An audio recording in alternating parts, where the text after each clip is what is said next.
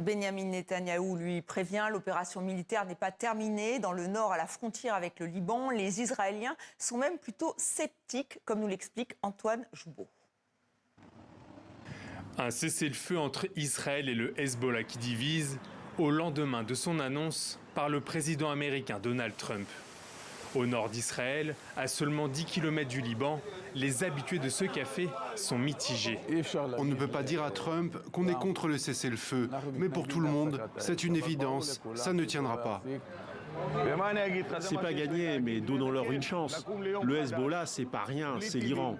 J'espère qu'il y aura la paix. À quoi ça sert ce cessez-le-feu ? On a essayé de préserver les chances de paix, de fraternité, de vivre ensemble. Eux, ils ne cherchent pas la paix, ils cherchent à nous détruire.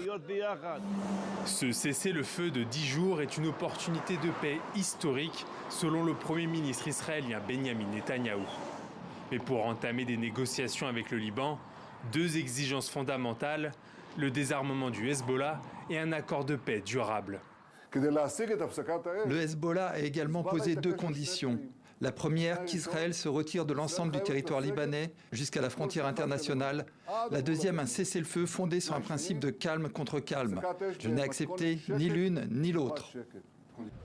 Autre annonce, l'armée israélienne restera dans une bande de 10 km de profondeur à la frontière libanaise pendant la trêve. Et en cas de menace, elle se réserve le droit de frapper le Hezbollah. L'armée israélienne occupe et continuera d'occuper tous les territoires qu'elle a nettoyés et conquis. La manœuvre terrestre au Liban et les frappes contre le Hezbollah à travers le pays ont permis d'obtenir de nombreux résultats, mais elles ne sont pas encore terminées. Donald Trump vient d'interdire à Israël de bombarder le Liban au cours du cessez-le-feu. Le président américain espère également recevoir Benyamin Netanyahou et le président libanais Joseph Aoun à la Maison-Blanche dans les prochains jours.